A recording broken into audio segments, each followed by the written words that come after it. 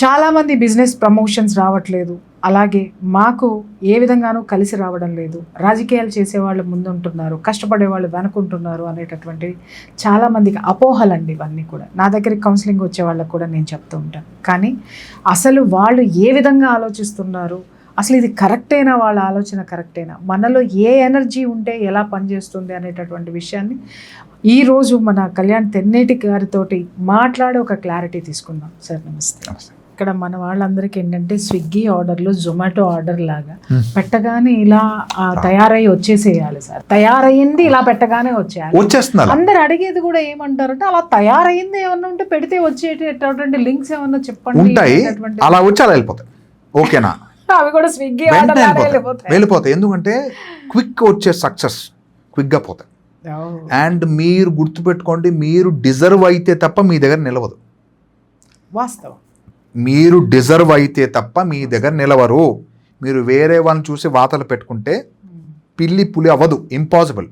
మీకు ప్రమోషన్ రాలే అంటే ఎప్పుడు మీరు గ్రహిస్తారో నా స్కిల్ బాలేదురా అని అర్థం అవుతే తప్ప మీకు ప్రమోషన్ అనేది వరంగా రాదు. వేరే వాడ వల్ల అయింది అది అవ్వుగాక వేరే ఆపోజిట్ పర్సన్ నీకు పాలిటిక్స్ చేసి నీకు ప్రమోషన్ ఇవ్వలేదు, ఓకే, మీ బాస్ ఇవ్వలేదు, నీ థాట్ ప్రాసెస్లో అది పెట్టుకోకు, అది ఆలోచించకు.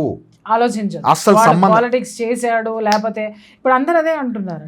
అంటే ఏంటి, నేను ఎంత కష్టపడినా నేను రావట్లేదు, కానీ వాడు పాలిటిక్స్ చేసి లేదా భజన చేసి వాడు ముందుకు వెళ్ళిపోయాడు దాంట్లో అక్కడ ఆ చట్టంలో ఉండిపోతారు. మీరు నమ్మరు. నేను చెప్పిన పాయింట్ పట్టుకుని నా స్కిల్ సెట్ వల్లే ఇది వచ్చింది అని భావించి నేను దీనికంటే బెటర్గా ఏంటైన్ చేసుకుంటాను, నా స్కిల్ సెట్ ఇంకా బెటర్గా పెంచుకుంటాను. ఆయన ఏం చేస్తుంటాడు, నేనేం చేశాను, డిఫరెన్స్ ఏంటి? Is that small difference? చాలా డిఫరెన్స్ ఉంటుంది. జాన్ పెట్టేశాడు ప్రమోషన్ వచ్చినవాడు. అంటే నాకు హై ప్రమోషన్ రావాలంటే ఎగ్జాంపుల్, నాకు మేనేజర్, నాకు నెక్స్ట్ సీనియర్ మేనేజర్ రావాలి.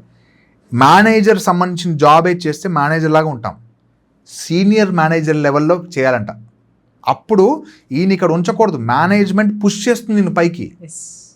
అందుకే ఆల్వేస్ బికమ్ లీడర్స్ అంట. నువ్వు లీడర్ అవ్వడానికి చూడాలి తప్ప వెనకాల చూడద్దు. ఎప్పుడు లీడర్ అనే క్వాలిటీలో మా బాస్ ఉండేవారు, ఆయన ఓ డైలాగ్ కొట్టారు. ఈ సెడ్, ఏదో టాక్ ఉంది, మీటింగ్స్ ఉంటాయంటే ఫస్ట్ నన్ను తగిలితే తప్ప, నన్ను టచ్ చేస్తే తప్ప నిన్నెవరు టచ్ చేయలేరు. And there don't worry. అంటే ఎంత కాన్ఫిడెన్స్ వస్తుంది పర్సన్స్కి. అలాంటి లీడర్స్ ఉండాలి.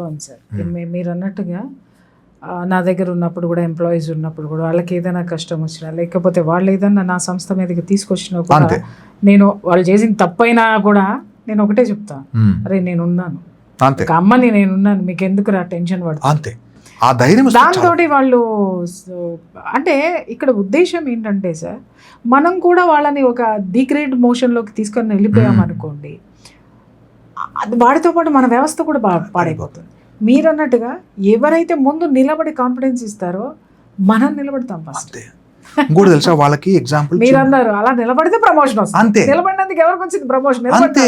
ఎందుకంటే ఆ పర్సన్కి ఎగ్జాంపుల్ బిజినెస్లో ఏదో మాట్లాడతారు, వాళ్ళకి డీల్స్ తెలుస్తాయి, ఈ క్లయింట్ నాకు తెలుసు, ఆ బిజినెస్ నాకు తెలుసు, ఈ ప్లాట్ కొంటే బాగుంటుందని ఆ నాలెడ్జ్ వాడి దగ్గరుంది. వాడు 1 month చేయలే బిజినెస్, ఎవ్రీడే వాడి ఉద్దేశం ఏమంటే అమ్మాయి కానీ అబ్బాయి కానీ ఈరోజు నేను ఇంప్రెస్ చేస్తాను ఇంటెన్షన్తో వస్తానంట. అందుకే ఎప్పుడూ మోటివేషన్ లెవెల్ పెంచాలంట, పాయింట్ 1. సెకండ్ థింగ్, ఎంప్లాయీస్ ఏం చేయాలంటే వర్క్ చేసేవాళ్ళు ఈరోజు ఏమైనా ఉందా అంటే లేదు అనకూడదంట. నా దగ్గర ఉన్నాయి నేను చేస్తాను అనే ధైర్యంతో ఉండాలి. ఆ ధైర్యం డమ్మీ ధైర్యం కాదు, నువ్వు వర్క్ చేస్తే కానీ అది రాదు. సో ఈ 2 పరస్పరం ఉండి తీరాలి, ఉంటే అద్భుతాలు కనిపిస్తాయి. వాళ్ళు ఇంకా నెక్స్ట్ 1-2 monthsలో ఆ కంపెనీకి నెక్స్ట్ పెద్ద డీల్ తెచ్చే ఆప్షన్స్ ఉంటాయి, పెద్ద బిజినెస్ తెచ్చే ఆప్షన్ ఉంటుంది. అక్కడ చాప్ ఆఫ్ అయిపోతుంది. నన్ను తిట్టారు కదా అని డల్ అయిపోతుంది. వర్క్ చేసే వాళ్ళు కూడా ఇది నా దైవం, నాకు ఫుడ్ పెడుతుంది కాబట్టి ఇది నా దైవం, నేను దీన్ని ఇంప్రెస్ చేయాలి, నేను సిన్సియర్గా ఉంటా అనే థాట్ రాగానే మ్యాజిక్ బిగిన్ అయిపోతుంది. అక్కడ చాలామంది 90% మిస్ అయిపోతుంటారు. సో ఏదైనా కానీ మీరు అన్నట్టుగా ఇక్కడ సిద్ధాంతము, కర్మ సిద్ధాంతం ఎంత ఉంటుందో అలాగే వాస్తు సిద్ధాంతం కూడా అంతే ఉంటుంది. దానికి తోడు జాతక పరంగా కూడా ఉంటుంది. మీరు అన్నట్టు కర్మ సిద్ధాంతాలను రిలీవ్ చేసుకోవడానికి ఆ ఎనర్జీస్ అనేది డిఫరెంట్ ఉంటాయి. మన చేతిలో ఉన్నది వాస్తు, అంతే, సెట్ చేసుకో. ఇంకో పాయింట్, ఇప్పుడు కర్మదోషంలో సడన్గా కళ్ళు పోవడం కానీ ఇది ఫిజికలీ ఛాలెంజ్ వాళ్ళని మాట్లాడలే. ఇది నార్మల్గా ఉన్న పర్సన్స్ సడన్గా కళ్ళు పడిపోతాయి, మాట పడిపోతాయి, కాళ్ళు చాప్ ఆఫ్ అయిపోతాయి. నార్మల్గా అంగవైకల్యంగా ఉన్న వాళ్ళ గురించి మాట్లాడలే. ఇది రొటీన్గా న్యాచురల్గా ఉన్న పర్సన్ సడన్గా చూపోతుంది. ఇలాంటి వాళ్ళకి కర్మదోషం ఉందని క్లారిటీ ఇస్తున్నాను. ఓ సూపర్. చూడండి, కర్మ దోషాలు ఎందుకు వస్తాయో చెప్పారు. అలాగే వాస్తులో ఏ దోషం ఉండడం వల్ల ఇలాంటివి జరుగుతున్నాయి. ఈ నాలెడ్జి మనదేనండి, మన భారతదేశానిది, మన సొత్తు అది. మన పెద్దవాళ్ళు, మునులు, మహర్షులు, ఋషులు ఎంతో ముందుగా వాళ్ళు ఎంతో ఆ విశ్వంలో ఉన్నటువంటి ఆ శబ్దాన్ని శాస్త్రంగా తీసుకొని మనందరికీ ఇచ్చారు. కాబట్టి ఇది విశ్వం నుంచి వచ్చినటువంటి శాస్త్రం. దీన్ని పట్టించుకోండి. చాలామంది ఇంకొక మా ప్రశ్న కూడా అడుగుతున్నారు, కళ్యాణ్ గారు మిమ్మల్ని, మేము చాలామందిని నమ్మి మోసపోయామండి, చాలామంది వాస్తు శాస్త్రవేత్తలను పిలిచామండి, సిద్ధాంతులను పిలిచామండి, మరి ఇప్పుడు మీరు చెప్తున్నారండి ఏంటి కళ్యాణ్ గారు, ఎలా నమ్మాలి అనేటటువంటి విషయాన్ని అద్భుతమైన ప్రక్రియ చెప్తా, మీరు సొంతంగా చేసుకోవచ్చు. ఇది ఓన్లీ నన్నే కాదు, ఇది ఎవరిదైనా కాస్మిక్ ఎనర్జీ రిలేటెడ్ ఏదైనా సరే ఇది మీరు చేయొచ్చు. కళ్యాణ్ తెన్నేటి అనే పర్సన్ ఏదో చెప్పాడు, ఇది నమ్మచ్చా నమ్మకూడదా అనే మీ ఎలవేల్పు ఎవరున్నారో, శివుడు, విష్ణువు, ఎవరైనా ఆయన ముందు ఒక అర్జీ పెట్టండి, ఒక మాట అడగండి. మీకు ఖచ్చితంగా సిమ్టమ్స్ కనిపిస్తాయి. ఈయన నమ్మచ్చు, దీనివల్ల నాకేం ప్రాబ్లం లేదు అని మీకు సిమ్టమ్ వస్తేనే చూపించుకోండి. అది క్లారిటీ మీకు ఎంత, బికాస్ కొంతమందికి ఆ ఫీల్ తెలుస్తుంది. మన పంచభూతాలు ఏమున్నాయో దాని సెన్సిటివ్నెస్ తెలిసిన వాళ్ళకి ఇది భలే పనిచేస్తుంది. కొంతమందికి ఇటు వెళ్ళాలంటే ఈరోజు వద్దు, ఈరోజు కుదరదు అని చెప్పేస్తారు.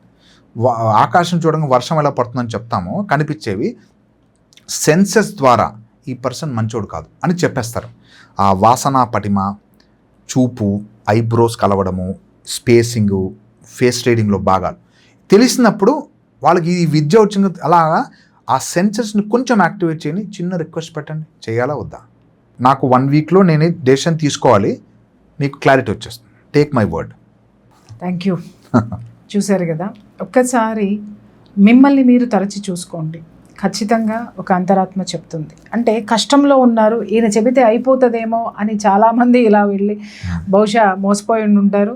నేను కూడా నా లైఫ్లో కూడా నాకు ఇలాంటి సందర్భాలు చాలా ఎదురు వచ్చాయి. కానీ పడినా లేవడం, పడి లేచే కెరటంలా మనం పనిచేయాలి. ఆయన చాలా చక్కగా చెప్పారు, మీ ఇలవేల్పుకి ఒక అర్జీ పెట్టుకోండి, ఖచ్చితంగా ఆయన వల్ల సాల్వ్ అవుతుందా లేదా అనేటటువంటిది అది మీకే రిజల్ట్ అనేటటువంటిది ఏదో ఒక రూపంలో ఖచ్చితంగా చూపిస్తారు. కాబట్టి మనస్సాక్షి చాలా ముఖ్యం. ఆత్మ సాక్షి, ఆత్మ ఇంకా బాగా సాక్ష్యం ఇస్తుంది. కాబట్టి అది కూడా చాలా గ్రేట్ వర్డ్. సో కాబట్టి ఎవరైనా సరే మై డియర్ ఫ్రెండ్స్, వాస్తుకి సంబంధించింది కానీ జాతకాలకి సంబంధించి కానీ మీకు ఎవరికైనా సరే కళ్యాణ్ తెన్నేటి గారిని కలవాలి అంటే స్క్రీన్ మీద నంబర్ ఉంటుంది, ఖచ్చితంగా కాల్ చేయండి, మీరు వారిని కలవచ్చు. Thank you sir. నమస్తే.